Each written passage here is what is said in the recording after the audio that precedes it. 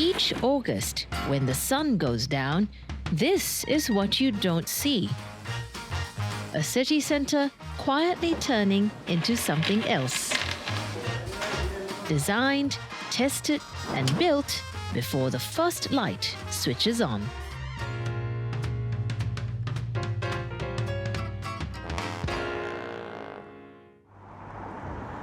It started in 2008 as a test.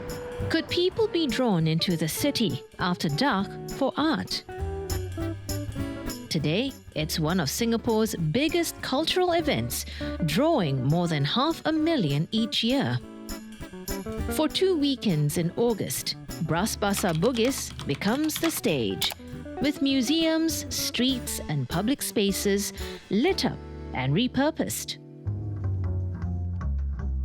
Bras Basah Bugis has always been a crossroads of culture. Once known for its schools and churches, it later became famous for the second-hand bookshops that lined Bras Basah Street, a haven for students and writers. By the 1980s, it had become a creative hub where performances, music and community life filled the precinct. Now, it's a district that holds museums, theatres and galleries, a place shaped by its past and the natural home of the Singapore Night Festival. So this one, yeah, the rendering, I think here, and then I think the person will be sitting about here lah. Yeah. So I think that's great. And in terms of the angle-wise, I think should be quite good. Kazim is the festival director, tasked with reimagining the district each year. The secret to keeping the festival refreshed every single year is because the festival is rooted in the stories of the Bras Basah Bugis precinct, which is quite different from other festivals that you see around the region. So for us, we use Bras Basah Bugis as a canvas in storytelling, and at the same time, it's having different thematic focus each year and working with different types of artists in showcasing Singapore's rich artistic history. This year, one of the builds starts here, at Raffles City, in the middle of downtown. Artist panel will be somewhere on the right side. Yeah. So would there be any issues with that? Installation day is always a big day. It's always a nerve-wracking day because you've been looking at it through the computer monitor. To actually see it physically at the actual height, it's always exciting and nervous at the same time. Ben has spent nearly 20 years on murals and other large-scale pieces on walls and streets across the city. For years, Ben came to the festival as a visitor. Now, he's part of the build. I've been looking on the sites for 10 over years.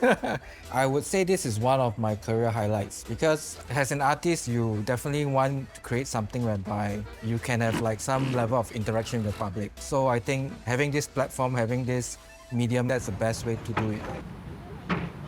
That's what makes this kind of work different.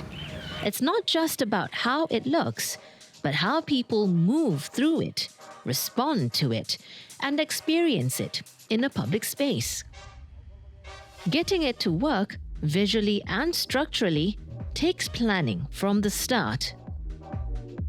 So my idea was to actually showcase how Singapore is an ever-changing country, but yet we are quite steep in a lot of history and culture. The ideation stage is always the sketching, the key visual that tells a story. Ben's installation, Two Sides of the Island, reframes a familiar downtown landmark. So the installation itself, we basically make use of optical illusion to create like 3 different engagement points whereby people can actually take photo. The whole idea is to let visitors have like a second look at a certain viewpoint. It plays on perspective. Stand in the right spot, and the picture suddenly snaps into focus. I think the surprise that visitors can expect is the eureka moment that they get when they stand on the camera spot. So with the play of the lights, you can actually see the artwork as it was intended to look. So what is the size of your plot of land that you're going to be having? That kind of moment only works if everything behind the scenes is running right. And that's where Grace comes in, managing multiple sites, tight timelines, and daily decisions on the ground. We conduct a lot of site recce's because Bras Basah Bugis is kind of like a really big space. So we have to familiarize ourselves. So we do also arrange the signages and wayfinders in Singapore Night Fest. For our installations, we need to do a lot of recce's to pinpoint what are the can-dos, can-don'ts, power supply, what's the height limit that we have to take note of, just so that whatever they envision for their art installation will be able to come alive. All that prep leads to the first stage of the build, when the space starts to change. And Grace is on site to make sure everything goes according to plan. 1 meter high, and I cannot have that. At the venue itself, is really to ensure that they meet the deadlines. At this stage, she's juggling multiple installs. It starts with power. Cables are laid to make sure everything lights up safely. Platforms are assembled and prefabricated parts slotted into place. Then the structure goes up, and once everything's kind of like pieced up together, that is when our graphics kind of goes up, and that's when you can kind of see 90% of the entire structure just come together, and then you do their little touch-ups to piece up everything all together. As teams fan out across the city, Grace steps back to oversee the whole picture.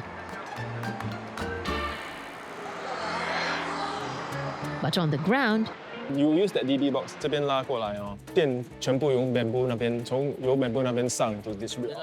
it's specialists like Marcus who bring each build to life.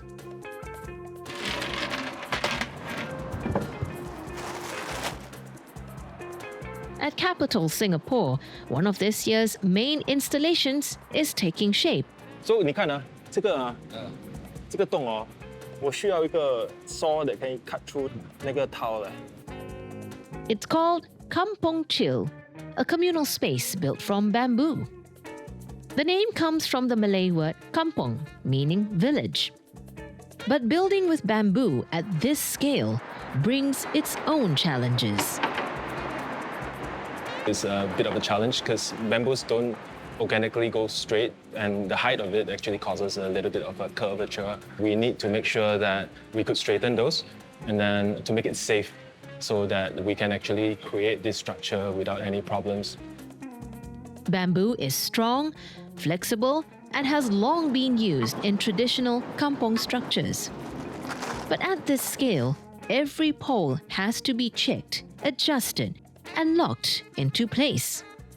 So my role is making sure that we can accommodate the right amount of people inside this structure itself. It's about weight, stress points, and how the whole thing holds up once people step inside. Kampong Chill is just one of dozens of installations spread across Bras Basah Bugis. So I think this looks great. I think the work is almost ready, like about 80%, 90%. As the festival director, I set the artistic vision for the festival. It's really about bringing together the artistic vision and also the logistical considerations.